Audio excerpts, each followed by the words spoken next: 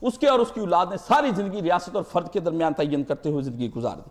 ابوبکر صدیق کی یہ سب سے جب وقت آیا حضرت علی کی ازمائش، اور اس کی ازمائش علی کی اس وقت برا وقت آیا جب علی نے دیکھا کہ ابو سفیان بھی آ گیا۔ مستدرک حاکم کے اندر جا کر پڑھیں اس باب کے اندر کہ کس طریقے چوتھی جلد کے اندر ہے علی، اس نے کہا علی یہ بنو تیم، یہ ابو بکر، یہ ہم پر حکمرانی کرے گا، ہم قریش لوگ، بنو ہاشم ہمارا حق، تو حکم کر سواروں اور پیادوں سے میں پورا مدینہ بھر دوں، اللہ آرمی آ جائے۔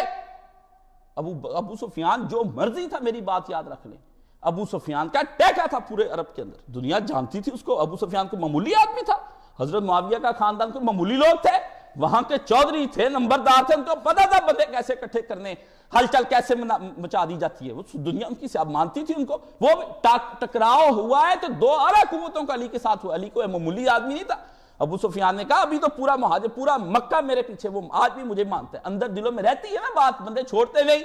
اس نے کہا آج میں سواروں اور پیادوں سے یہاں پر، اللہ اکبر اللہ اکبر۔ علی نے کہا یہ بات کچھ کہتا ہے، یہ مولانا ابو الحسن کون لکھتا ہے؟ ابو الحسن علی ندوی نے المرتضیٰ کے اندر۔ ابو سفیان علی عباس کے پاس آئے، کہا علی اور عباس کیا بات ہے کہ خلافت قریش کے اس قبیلے میں گئی جو مرتبے کے اعتبار سے پست اور تعداد کے لحاظ سے بہت کم ہے، ان کو وہ سیادت حاصل نہیں جو ہم کو حاصل ہے، بخدا اگر تم دونوں آمادہ ہو تو ہم مدینہ کو اپنے حامی اور مؤیدین کے لشکر سے بھر دیں۔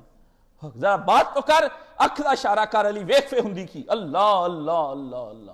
علی مرتضی حضرت علی نے جواب دیا خدا کی قسم میں ہرگز اس کی اجازت نہیں دے سکتا، اگر ہم نے ابو بکر کو اس خلافت کا اہل نہ سمجھا ہوتا تو ہم اس آسانی سے منصب خلافت اس کے حوالے نہ کرتے۔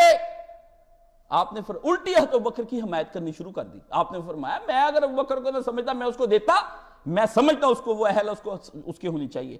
اور فرمایا اے ابو سفیان، اہل ایمان کا شعار خلوص و صداقت ہے کہ وہ ایک دوسرے کے خیر خواہ ہوتے ہیں اور ایک دوسرے سے محبت رکھتے ہیں، خواہ ان کے مستقر، ان کے جسام میں مکانی طور پر کتنا ہی فاصلے کیوں نہ ہو مکانوں اور اس کی ذہنوں کے اندر، قلب و زبان کا تفاوت اور قول و عمل کا تضاد منافقین کا شیوا ہوتا ہے۔ اس کو جواب دیا کہ تو آپ نے اس کو اصل لفظ نہ مولانا اصل لکھا کہ کیا ابھی تک تیرے اندر سے جاہلیت نہیں گئی؟